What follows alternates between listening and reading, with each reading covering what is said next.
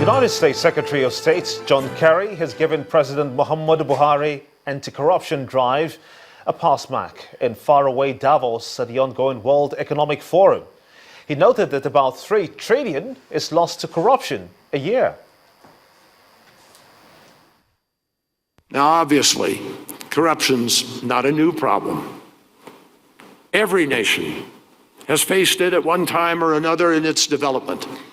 America's own founding fathers knew the threat of corruption all too well, warning of the dangers that it posed to democratic governance. But today, corruption has grown at an alarming pace and threatens global growth, global stability, and indeed the global future. And when Prime Minister Abadi, who I met with yesterday, and we talked about the reform effort in Iraq, when he took office in Iraq over a year ago, he found the government payroll weighted down with 50,000 soldiers who didn't even exist. That meant $380 million of dishonest public officials that got that money instead of it going to build the kind of inclusive and capable security forces that Iraq desperately needed. When Nigeria's President Buhari took office last spring, he inherited a military that was underpaid, underfed, and unable to protect the Nigerian people from Boko Haram. And one reason is that much of the military budget was finding its way into the pockets of the generals. And just this week, we saw reports that more than 50 people in Nigeria, including former government officials, stole $9 billion from the Treasury. U.S. Secretary of State, Mr. John Kerry. Well, now for more on the World Economic Forum, let's now join Adeosun Josh on Business News.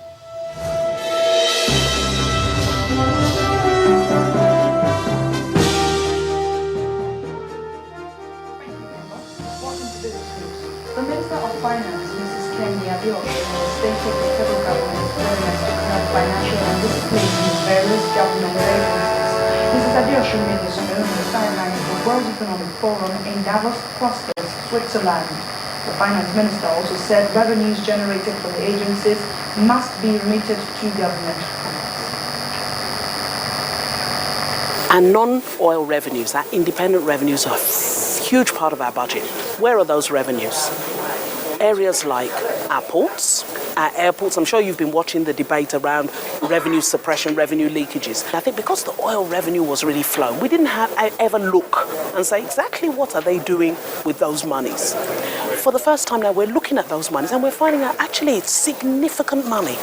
And what's been happening in some of those, many of those ports, I will say, they were set up, they were told you will generate a surplus, 80% of which should go to the Consolidated Revenue Fund, which is back to government for government to spend. Many of them have never credited a penny. Not a penny, a kobo. Of the 80%? Nothing. And many of them operate in such a way that they don't even generate a surplus. So they make sure that everything they earn, they spend.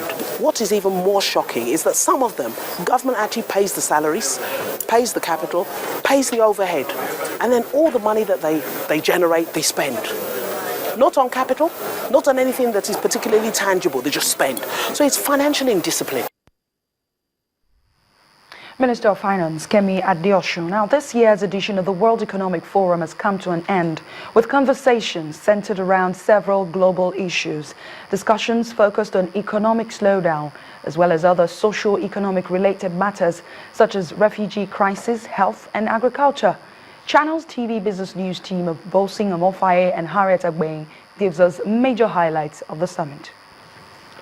These 4 days has been very, very conversational. The world looked at new risks and realities of day-to-day life, from the refugee crisis in Europe, from the Middle East, the crisis in Russia, the meltdown of the Chinese economy, and the tumbling of other economies, including Africa. The big ones: Nigeria, South Africa, Kenya, and Ghana. Of course, there were other issues that were raised. Identified were the global challenges, including the challenges to health, challenges to security, challenges to food and agriculture, as well as the SDGs, among the other 10 other challenges that were actually highlighted at this year's conference. Look at the issue of food security, for example. The Rockefeller Foundation says it started the Green Revolution many years ago, about 5 decades ago. Now the world is wasting food. Now a new initiative has been put together, $150 million to solve the food waste around the planet when millions still go hungry. It's actually a 7-year food safety initiative that was launched to primarily focus on food crop loss and waste. And that's a very interesting one, especially as it relates to Africa. Yeah, there will be conversations in the days, months and years ahead about how the world will come together to provide basic medicine for the global south, where millions of people around the world are still suffering. If you look at the northern part of the globe as well, there are issues around basic medicine, running water, clean electricity. But what the new reality is, Harriet, from this conference is that the world has a lot more to bite and to chew and to quickly deliver as the population of the world races on beyond 7 billion. Well, that's very true, which is the reason why I feel that the theme for this year is very apt. Mastering the fourth revolution. How can you use technology in a very innovative, non-disruptive way to move the countries forward? Because you're looking at a time when you're going to have more machines, as against more people. But how can jobs still stay?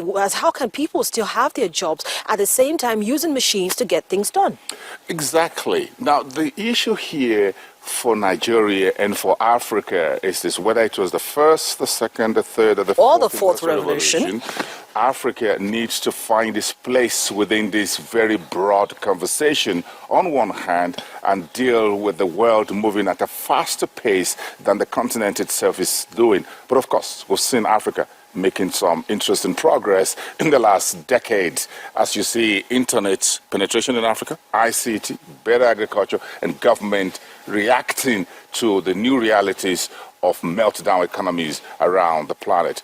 From the World Economic Forum in Davos 2016, this is our wrap. I am Bosun Omofaye. And I'm Harriet Agbenyi. Thank you so much for staying with us. Now let's bring it back home. The Monetary Policy Committee of the Central Bank of Nigeria is set to meet on Monday, January the 25th and Tuesday, January the 26th to set a new policy direction for the country. The meeting is against the backdrop of slowing global growth and a weakening domestic economic environment attributable largely to the downturn in oil prices. The Economic Intelligence Unit of Access Bank PLC predicts that the MPC will retain the MPR at 11%, leaving the asymmetric corridor of plus 200 basis points and minus 700 basis points unchanged. The unit also sees the current exchange rate regime being retained. However, most economists believe the depletion of official reserves, the slide in the oil price, and the intermittent global market turmoil emanating from China and elsewhere could make a good case for Naira devaluation. And that's business news tonight. The news at 10 continues in a moment. I am Adeosun Josh.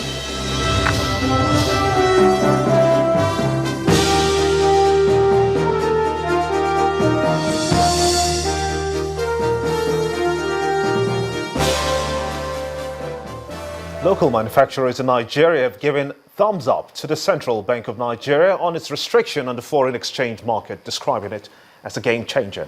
Well, this is the submission of some manufacturers at a press parley held in Ogun State, southwest of Nigeria, where they called on the Apex Bank to sustain the policy, which is now promoting the local manufacturing sector. They also used the opportunity to call on the Central Bank of Nigeria to prevail on commercial lenders to reduce interest rates on loans.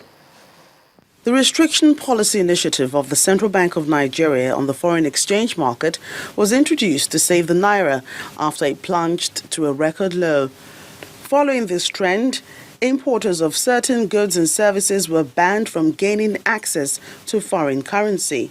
For these manufacturers, this singular policy is changing their business fortunes for the better. It was something that we were waiting for, and not only us, but the other manufacturers, because now basically the customers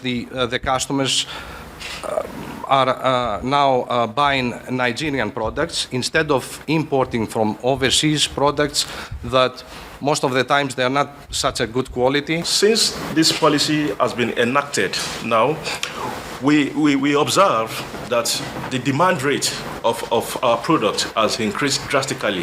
What we are able to make in 6 months, we have been able to make it in just 1 month this year as a result of these policies.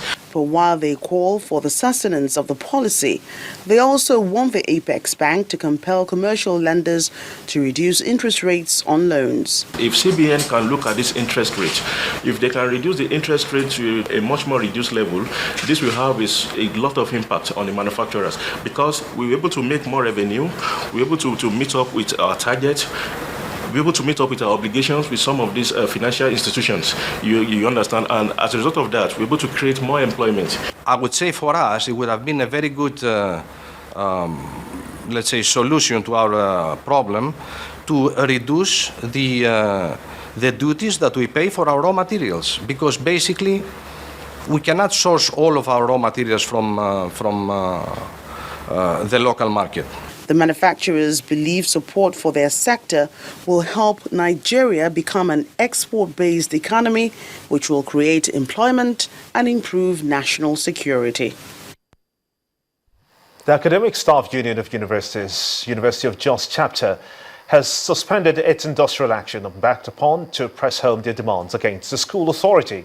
Rising from an emergency congress in Jos, the Plateau State capital, chairman of the branch, Chris Piwom, said that the union is satisfied with the agreement between the members and the school. For 12 months, students of the University of Jos in Plateau State have been shut out of campus following an industrial action embarked upon by members of Academic Staff Union of Universities, Adeosun. Issues in contention include payment of deductions from the Academic Staff Union members, postgraduate allowance, absorption of the staff of Remedial Science and Center for Continuing Education into parents' departments, amongst others. After a truce was brokered by the Minister of Youth and Sports Development between the school authority and the union, a special congress was convened where the industrial action was suspended. As the terms have been met, we've raised observations on some issues, and the administration, the Vice Chancellor was here, and he has agreed to look at those issues. So within the next 1 week, we'll make a final conclusion, submission to the administration on the issues that needs to be resolved without necessarily continuing the action. One is hugely, very, very hugely relieved that this thing has, by the grace of God, come to an end. And I can only hope that we return to normalcy as quickly as possible, and that we will rededicate ourselves to redeem the time that has been, as it were, lost. For the students, the suspension of the strike is great news. Honestly, when I heard the news, I was very, very excited because we as a student, we have missed a lot. We have missed the lectures and the other stuff, but we are very, very happy when we heard that. My reactions are not particularly that of excitement, because somehow I think this strike was uncalled for. It could have been avoided if we had paid attention. And somehow too, I strongly believe that the university had to understand that students are partners in progress as far as the run of this institution is concerned. With the resumption of academic activities in the University of Jos, all parties are expected to respect the Memorandum of Understanding and adhere strictly to the pact in order to avoid any friction that can jeopardize the fragile peace and academic activities. Well, the federal government says April 2016 will be the deadline for commercial vehicle owners to install speed limit devices in their vehicles. According to the Corps Marshal of the Federal Road Safety Corps, Mr. Boboye Oyeyemi, there is no going back on the date, as officials of the Corps will impound vehicles of anyone who fails to comply with the directives. He also asked state governments to set up traffic management agencies to help manage traffic in the states. If you go through the text of my press conference, speed accounts for greater part of the causes of the crashes. So, and we're on course with the stakeholders on this. There's no going back on the Mr. President's directive of 1st of April. We already created a portal, and I will impound as many vehicles that flout this. I have enough provision nationwide to impound them and prosecute them. We have a portal that you can use to verify whether a vehicle has been, whether the calibration has been done or we have it's been installed, and we have to sustain this. We need to bring down the level of crashes in the country. It's still worrisome to me, and that the only way is to compel all the commercial vehicles to install the speed limiting device, or the alternative for those big trucks to calibrate them.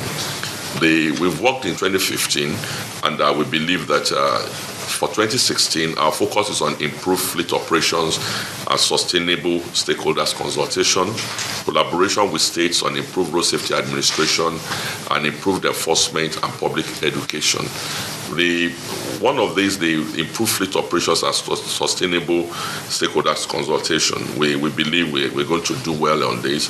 We're going to encourage the states, that is the collaboration with states, to set up the state traffic management agencies. We already have about 12 states. It's one of the policies of the Corps to encourage the states to set up the state traffic management agencies. The Corps is pulling out from urban areas so that we want to focus more on the highways. And still ahead on the news at 10, angry fans boo Manchester United after the team's 6th defeat of the season. That's on Sports News. Do stay with us.